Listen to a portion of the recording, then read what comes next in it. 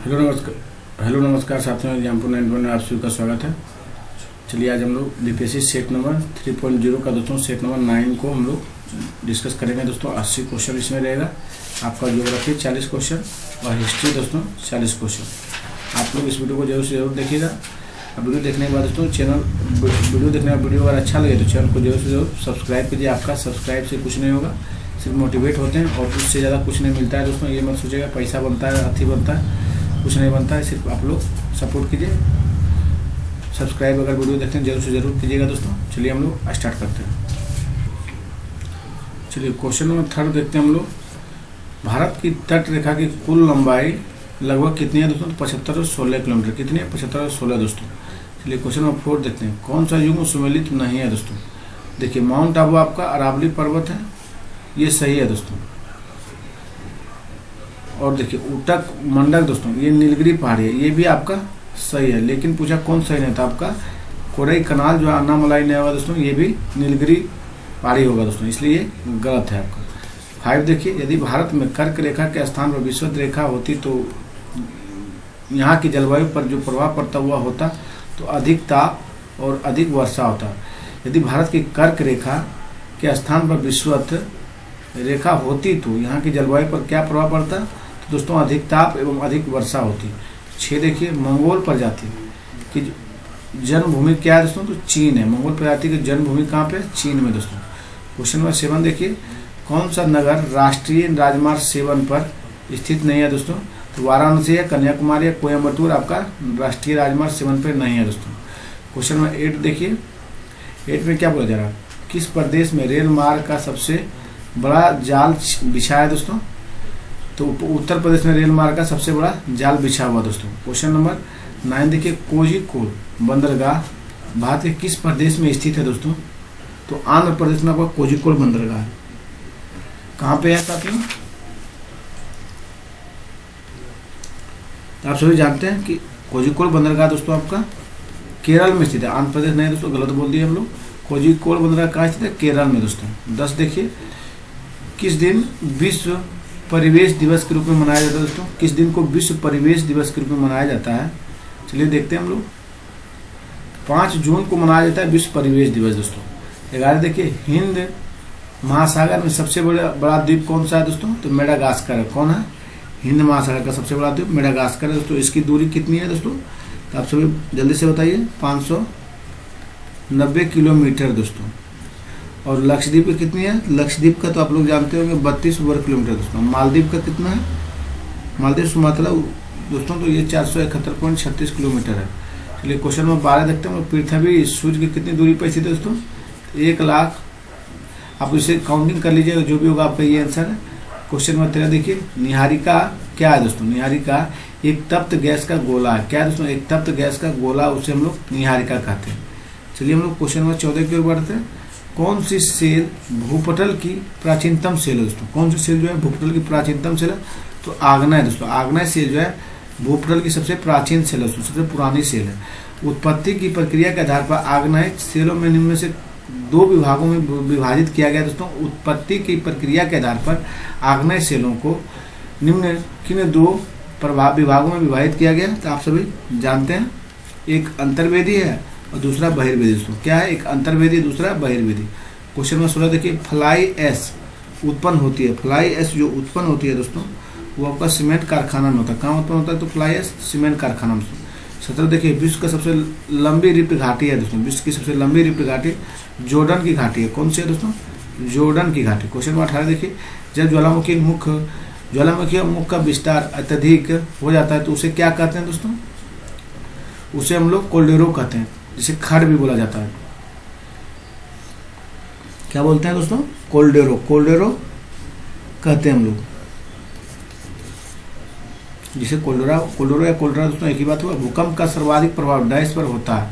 तो भूकंप का अधिक सर्वाधिक प्रभाव दोस्तों आप सभी जानते हैं एपी सेंटर पे होता है, यानी अधिक केंद्र पर दोस्तों। क्वेश्चन नंबर 20 देखिए, सुनामी लहरें अधिक सक्रिय रहती है। सुनामी लहरें जो है अधिक सक्रिय कहाँ रहती है दोस्तों? जल्दी से आप लोग बोलिए। पश्चिमी प्रशांत महासागर में दोस्तों। कहाँ पे रहती है? पश्चिम प्रशांत महासागर में सुनामी लहरें जो है अधिक प्रभावित रहती है दोस्तों, सक्रिय रहती है। भंजन यानी शेटरिंग दोस्तों की प्रक्रिया में चट्टानों का विघटन होने लगता है। तो चट्टानें टूटकर बिखरने लगती है दोस्तों। तो चट्टानें जो टूटकर बिखरने लगती है छोटे छोटे टुकड़ों में दोस्तों। जब टूटेगा तो छोटा छोटा टुकड़ा होगा ही दोस्तों। दिमागी क्वेश्चन है। 22 देखिए, ऑक्सीडेशन की प्रक्रिया, ऑक्सीडेशन की क्रिया से निम्नलिखित में से किस प्रकार की चट्टानें अपघटित होती है दोस्तों। ये चट्टानें आपका लोह युक्त होता है। ऑक्सीडेशन की प्रक्रिया किस प्रकार की चट्टानें से अपघटित होता है, लोह युक्त दोस्तों। चलिए हम लोग क्वेश्चन नंबर 23 देखते हैं। विस्तृत रेगिस्तान क्षेत्र, विस्तृत रेगिस्तान क्षेत्र में कठोर चट्टानों के समान तरह से ऊंचे उठे हुए टीले कहलाते हैं दोस्तों। क्या कहलाते हैं, ये आपका द्वीपाभ भूमिगिरि कहलाते हैं। द्वीपाभ गिरि दोस्तों, इन सेल ब्रिंग दोस्तों। विस्तृत रेगिस्तानी क्षेत्र में कठोर चट्टान के समान सतह से ऊंचे उठे हुए टीले कहलाते हैं द्वीपाभ गिरि दोस्तों। क्वेश्चन नंबर 24 देखिए, जब पर्वतीय भाग में कई घाटी हिमनद नीचे उतरकर पर्वत के आधार या तली पर एक दूसरे से मिल जाते हैं तो उससे विस्तृत हिमनद को कहते हैं दोस्तों। उसे क्या कहते हैं, गिरिपद हिमनद कहते हैं। क्या कहते हैं, गिरिपद हिमनद दोस्तों। चलिए हम लोग नेक्स्ट क्वेश्चन चलते हैं। नेक्स्ट क्वेश्चन नंबर 25 है, कौन सी हिमानी जलोढ़ निक्षेप का उदाहरण है दोस्तों। हिमानी जलोढ़ निक्षेप का कौन सा उदाहरण है दोस्तों, तो हिमानी घौत मैदान दोस्तों। मोरन किसे कहते हैं ये भी जान लीजिए आप लोग। हिमोड निक्षेप को मोरन कहते हैं। क्या कहते हैं, हिमोड निक्षेप दोस्तों। हिमोड निक्षेप को मोरन कहते हैं, उसे ही ड्रमलिन भी कहते हैं दोस्तों। 26 देखिए, गंगा का डेल्टा निम्न किस प्रकार का डेल्टा का उदाहरण दोस्तों, तो चापका डेल्टा का उदाहरण है गंगा का डेल्टा दोस्तों। किसका उदाहरण, चापका डेल्टा को। पंछी पंजा डेल्टा किसे कहते हैं, ये भी जानने की कोशिश कीजिए आप लोग। इसे हम लोग कहते हैं दोस्तों मिसिसिपी की नदी को कहते हैं। किसे कहते हैं, मिसिसिपी नदी को हम लोग कहते हैं पक्षी पंजा डेल्टा को। और ज्वारनंद डेल्टा किसे कहते हैं, तो नर्मदा और ताप्ती तो आप लोग जानते हैं, नर्मदा ताप्ती दोस्तों, इसे ज्वारनंद कहते हैं।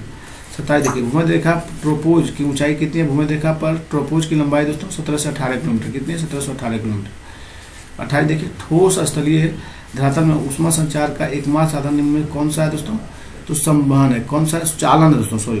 ठोस स्थलीय धरातल में ऊष्मा संचार का एकमात्र साधन क्या है, चालन दोस्तों। क्या है, चालन दोस्तों। जिसे हम लोग 29 देखिए, पठारों में व्यक्तियों का प्रमुख व्यवसाय क्या है दोस्तों। पठारों में व्यक्तियों का जो प्रमुख व्यवसाय है वो आपका पशुपालन है दोस्तों। क्या है, पशुपालन पठारों में व्यक्तियों का प्रमुख व्यवसायिक साधन है दोस्तों। डोलड्रम की स्थिति निम्न में से किस धातु वायु दाब पेटी में है जिसकी उत्पत्ति तापीय कारणों से होती है दोस्तों।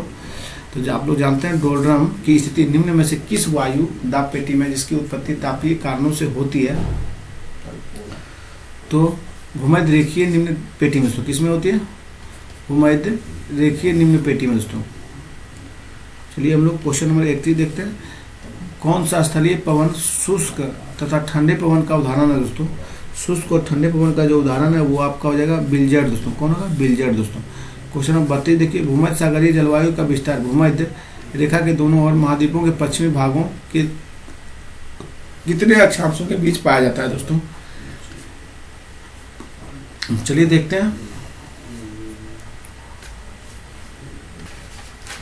ये पाया जाता है दोस्तों आपका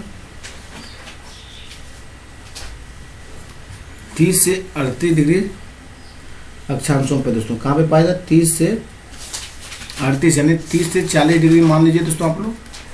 30 से 40 डिग्री के बीच पाया जाता है। 33 देखिए, महाद्वीपीय शेल्फ औसत गहराई कितनी है महाद्वीपीय शेल्फ की दोस्तों।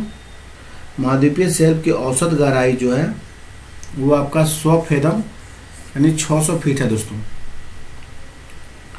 चलते हम लोग आगे बढ़ते हैं।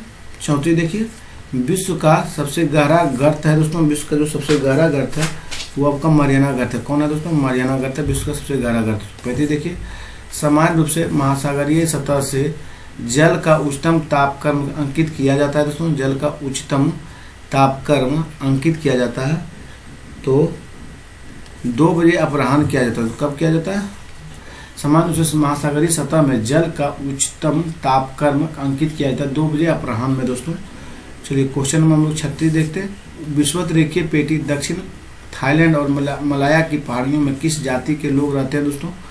तो इस पर्वत में सेमोंग जाति के लोग रहते हैं। किस जाति के दोस्तों, सेमोंग। क्वेश्चन नंबर 37 देखिए, नागार्जुन परियोजना बांध किस नदी पर बनाया गया दोस्तों। नागार्जुन परियोजना बांध ये कृष्णा नदी बनाया, कहाँ पे दोस्तों, कृष्णा पे। अर्थी देखिए, किस नदी को विश्व जनसंख्या दिवस के रूप में मनाया जाता है दोस्तों, विश्व जनसंख्या के दिवस के रूप में आपका 11 जुलाई को विश्व जनसंख्या दिवस के रूप में मनाया जाता है। चलिए क्वेश्चन 39 देखते हैं। भारत का देशांतरीय विस्तार 68 डिग्री 7 मिनट पूर्व, 97 डिग्री 25 मिनट पूर्व, इसका अक्षांशीय विस्तार कितना है दोस्तों? चलिए देखते हैं हम लोग ऑप्शन।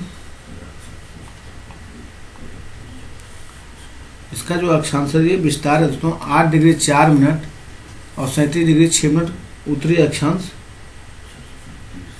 है दोस्तों। कितना? 8 डिग्री 4 मिनट से 37 डिग्री 6 मिनट उत्तरी अक्षांश। 40 देखिए, दून घाटी कहाँ अवस्थित है दोस्तों? दून घाटी जो अवस्थित है वो आपका महान हिमालय में भी है दोस्तों और लघु हिमालय में, इनमें से किसी में नहीं दोस्तों, सॉरी किसी में नहीं है।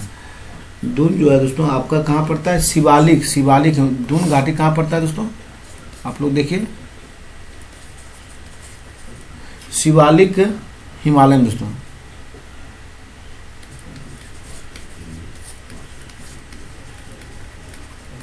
शिवालिक हिमालय में, हिमालय अपने उत्तर में स्थित मध्य हिमालय के सीमांत दरार द्वारा अलग हो जाती है और यहीं पर अनेक घाटियां पाई जाती है जिन्हें पश्चिम व मध्य भाग में दून और पूर्व में द्वार कहा जाता है। पश्चिम और मध्य भाग में दून कहते हैं, पूर्व में से द्वार कहते हैं दोस्तों।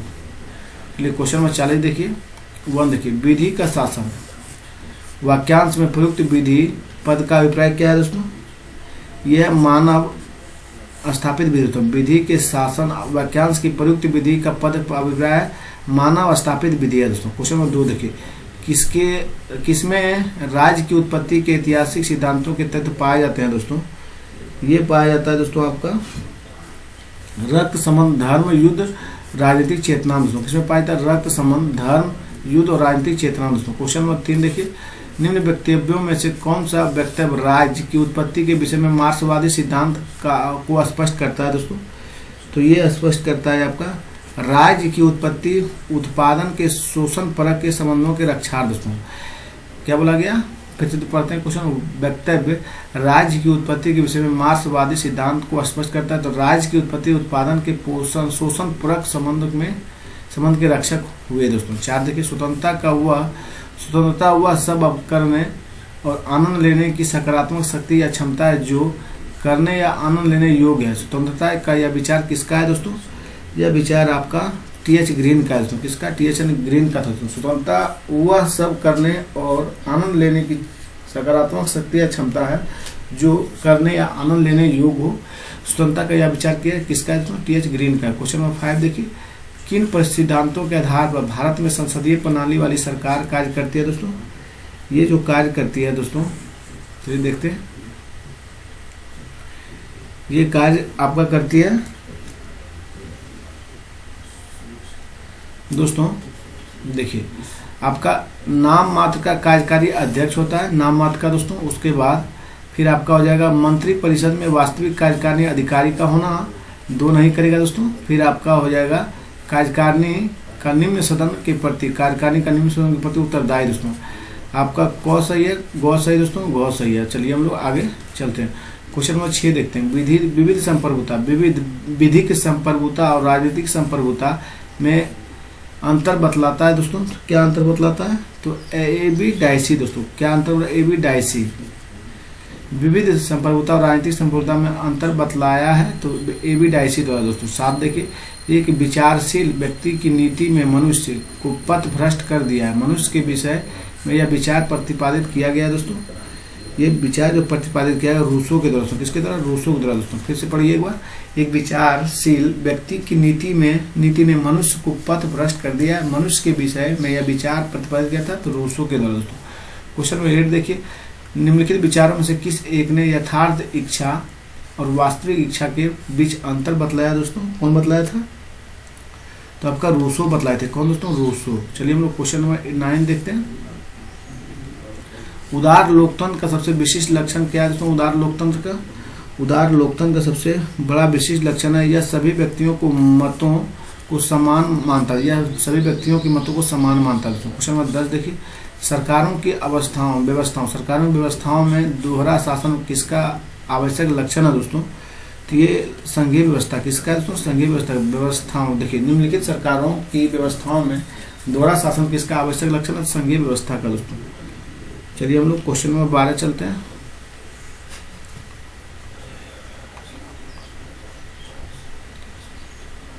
क्वेश्चन नंबर 11 देखिए, सामाजिक संविदा का सिद्धांत मुख्य रूप से यह कार्य करने का प्रयत्न है दोस्तों। रुक जाइएगा दोस्तों, वो थोड़ा क्वेश्चन लगता है डाउट, हमें देख लेते हैं फिर से। हाँ दोस्तों, ये गलत दिया गया यहाँ पे,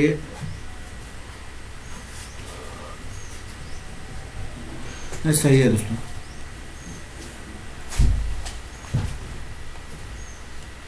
देखिए, सामाजिक संविदा का सिद्धांत मुख्य रूप से यह कार्य करने का प्रयत्न करता है। तो कार्य का जो प्रयत्न करता है दोस्तों, ये राजनीतिक बाध्यता के आधार की व्याख्या करना दोस्तों, राजनीतिक बाध्यता के आधार की व्याख्या करना दोस्तों। क्वेश्चन नंबर 12 देखिए, अनुपातिक समानता का सिद्धांत, अनुपातिक समानता का सिद्धांत किसने प्रतिपादित किया दोस्तों? ये प्रतिपादित किया है अरस्तु दोस्तों। कौन किया? अरस्तु दोस्तों। समाजीय अनुपातिक समानता का सिद्धांत किसने प्रतिपादित? अरस्तु दोस्तों। क्वेश्चन नंबर 13 देखिए, जिन्हें हम सही तौर पर अधिकार कहते हैं वे वास्तव में सही तौर पर कहलाए जाने वाले कानून की रचना है। अधिकारों की यह परिभाषा किससे संबंधित है दोस्तों? यह परिभाषा बेंथम संबंधित, किससे दोस्तों? बेंथम से दोस्तों। फिर से पढ़िए, जिन्हें हम सही तौर पर अधिकार कहते हैं वे वास्तव में सही तौर पर कहलाए जाने वाले कानून की रचना है। अधिकारों की यह परिभाषा किससे संबंधित है? बेंथम से दोस्तों। किससे? बेंथम से दोस्तों। चलिए हम लोग क्वेश्चन नंबर 14 देखते हैं। मतदाताओं को पहचान पत्र देने का प्रावधान कहाँ किया गया है दोस्तों? मतदाताओं को पहचान पत्र देने का प्रावधान दोस्तों, जनप्रतिनिधि अधिनियम 1958 दोस्तों। मतदाताओं की पहचान पत्र देने का प्रावधान कहाँ किया है? जनप्रतिनिधि अधिनियम 1958 दोस्तों। चलिए हम लोग आगे देखते हैं। क्वेश्चन नंबर 15 देखिए, फांसीवादियों के अनुसार जनतंत्र का सर्वाधिक वास्तविक रूप निम्न में से किसके द्वारा चलाई जाने वाली सरकार में पाया जाता है दोस्तों? तो ये पाया जाता है अभिजात वर्ग की सरकार में दोस्तों। फिर से रिपीट करते हैं, देखिए, फांसीवादियों के अनुसार जनतंत्र का सर्वाधिक वास्तविक रूप निम्न में से किसके द्वारा चलाई जाने वाली सरकार में पाया जाता है? अभिजात वर्ग में दोस्तों। क्वेश्चन नंबर 16 देखिए, किसने फांसीवाद के सिद्धांत का वर्णन इस रूप में किया कि वह समाजवाद का राष्ट्रवादी रूप है दोस्तों? तो ये किया गया आपका एल्फ्रेडो फोर्को दोस्तों। किसके द्वारा? एल्फ्रेडो रोको के द्वारा दोस्तों, एल्फ्रेडो रोको के द्वारा। 17 देखिए, कौन सा राज्य का नीति निर्देशक तत्व है दोस्तों? चलिए देखते हैं हम लोग ऑप्शन, कौन राज्य का नीति निर्देशक तत्व है दोस्तों? आप लोग जल्दी से बताइए। देखिए, राज्य पर्यावरण की रक्षा, उसका संवर्धन करने का प्रयास करता है, ये राज्य के नीति निर्देशक का तत्व है दोस्तों। 18 देखिए, मूल अधिकारों को परिवर्तित करने के लिए रीट जारी कर सकते हैं दोस्तों। तो कौन करते हैं रीट? मूल अधिकारों को परिवर्तित करने के लिए उच्चतम न्यायालय और उच्च न्यायालय दोस्तों। कौन करेगा? उच्चतम न्यायालय और उच्च न्यायालय दोस्तों। चलिए हम लोग नेक्स्ट क्वेश्चन की ओर चलते हैं। क्वेश्चन नंबर 19 देखिए, निम्न में से कौन सामाजिक संविदा के सिद्धांत के संबंध है दोस्तों? सामाजिक संविदा के सिद्धांत के संबंध में है, तो ये लॉक है दोस्तों। कौन है? जॉन लॉक दोस्तों। चलिए क्वेश्चन नंबर 20 देखते हैं। संयुक्त राष्ट्र संघ स्थापित हुआ था दोस्तों, संयुक्त राष्ट्र संघ जो स्थापित हुआ था ये आपका हो जाएगा दोस्तों 24 अक्टूबर 1945 दोस्तों। संयुक्त राष्ट्र संघ का स्थापित हुआ था 24 अक्टूबर 1945 को। एक ही देखिए, स्वतंत्रता समानता एक दूसरे की विरोधी है, यह मत किनका है दोस्तों? स्वतंत्रता समानता एक दूसरे की विरोधी है, यह मत किनका है? यह मत दोस्तों आपका लॉर्ड एक्टन का। किनका? लॉर्ड एक्टन का दोस्तों यह मत है। स्वतंत्रता और समानता एक दूसरे के विरोधी है, यह मत किनका है? लॉर्ड एक्टन का दोस्तों। क्वेश्चन नंबर 22 देखते हैं। समाज में समानता का निहितार्थ किसका अभाव है दोस्तों? समाज में समानता का निहितार्थ किसका अभाव है? ये अभाव दोस्तों विशेषाधिकारों का। किसका? विशेषाधिकार का दोस्तों। क्वेश्चन नंबर 23 देखिए, राजनीतिक समानता की सर्वश्रेष्ठ गारंटी है दोस्तों। राजनीतिक समानता की सर्वश्रेष्ठ गारंटी है, तो ये किनका है? लोकतंत्र का दोस्तों। राजनीतिक समानता की सर्वश्रेष्ठ गारंटी लोकतंत्र का। 24 देखिए, लोकसभा के अध्यक्ष को अपना त्यागपत्र किसे संबोधित करना पड़ता है दोस्तों? तो आप लोग जानते हैं उपाध्यक्ष को त्यागपत्र संबोधित करना पड़ता है, लोकसभा के उपाध्यक्ष को दोस्तों। चलिए क्वेश्चन में हम लोग 25 देखते हैं। सबसे उत्कृष्ट राज्य का सबसे उत्कृष्ट अराजकता से अच्छा यह मत किसने व्यक्त किया दोस्तों? यह मत जो व्यक्त किए थे ये दोस्तों कौन किए थे? आप लोग जल्दी से बताइए। ये हॉब्स के द्वारा किया गया था। किनके द्वारा दोस्तों? हॉब्स के द्वारा। चलिए क्वेश्चन में हम लोग 26 चलते हैं। राज व्यक्ति से पहले यह किसका मत है दोस्तों? राज व्यक्ति से पहले यह किनका मत है? यह मत अरस्तु का दोस्तों। किनका है? अरस्तु का। राज्य व्यक्ति से पहले यह किनका मत? अरस्तु का दोस्तों। 27 देखिए, हॉब्स के अनुसार दोस्तों राज्य में व्यक्ति की स्वतंत्रता और उनके संपत्ति के अधिकार है दोस्तों। राज्य में व्यक्ति की स्वतंत्रता और उनके संपत्ति के संबंधित अधिकार है दोस्तों। 28 देखिए, परंपरागत संप्रभुता के विचार बहुलवादी विरोध करते हैं, क्योंकि दोस्तों बहुलवादी जो विरोध करते हैं परंपरागत संप्रभुता का दोस्तों, वह अंतर्राष्ट्रीय सहयोग के आड़े में दोस्तों, वह जो है अंतर्राष्ट्रीय सहयोग के आड़े आता है। परंपरागत संप्रभुता के विचार का बहुलवादी विरोध करते हैं, क्योंकि वह अंतर्राष्ट्रीय सहयोग में आड़े आता है। तो देखिए, यदि संविधान परम संप्रभु है तो तत्कालिक संप्रभुता आरोपित होती है दोस्तों। तो ये होता है विधि निर्माता निकाय से दोस्तों। यदि संविधान परम संप्रभु है तो तत्कालिक संप्रभुता आरोपित होती है विधि निर्माता निकाय से। 30 नंबर देखिए, राज्य के स्वरूप के बारे में निम्नलिखित में से कौन सही है दोस्तों? राज्य के स्वरूप के बारे में तो देखिए, ये आपका राज्य साधन है और साध्य दोनों है। राज्य जो है साधन और साध्य दोनों है दोस्तों। चलिए हम लोग नेक्स्ट क्वेश्चन क्यों चलते हैं। क्वेश्चन में 80 देखिए, समानता के उदारवादी विचार से निम्नलिखित में से किस प्रकार की समानता अनुरूप नहीं है? समानता के उदारवादी विचार से निम्नलिखित में किस प्रकार की समानता अनुरूप नहीं है? तो आर्थिक समानता दोस्तों। कौन सी समानता जो अनुरूप नहीं है? तो आर्थिक समानता जो है दोस्तों अनुरूप नहीं है। क्वेश्चन में 32 देखिए, ग्रीन ने स्वतंत्रता को माना दोस्तों। ग्रीन ने स्वतंत्रता को माना दोस्तों। ग्रीन जो स्वतंत्रता को माने थे वे करने योग्य काम करने की क्षमता दोस्तों। किसे माने थे? करने योग्य काम करने की क्षमता को ग्रीन ने माना था दोस्तों। 33 देखिए, स्वतंत्रता इसके अलावा और कुछ नहीं है। इस इच्छा को प्रोत्साहित करना जो बिना व्यक्तियों के अनुदृष्ट अंतःकरण पर आधारित हो। निम्नलिखित में से इस मत का वक्तव्य कौन मानता है दोस्तों? ये मानते हैं उदारवाद दोस्तों। कौन मानते हैं? उदारवाद दोस्तों। फिर से देखिए, स्वतंत्रता इसके अलावा और कुछ नहीं है।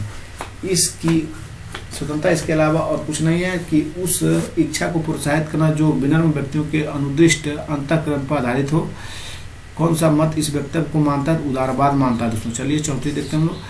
3 ऐसे जो एक दूसरे से मिलते हैं, वह चौथा कौन सा है जो इन तीनों से अलग है दोस्तों?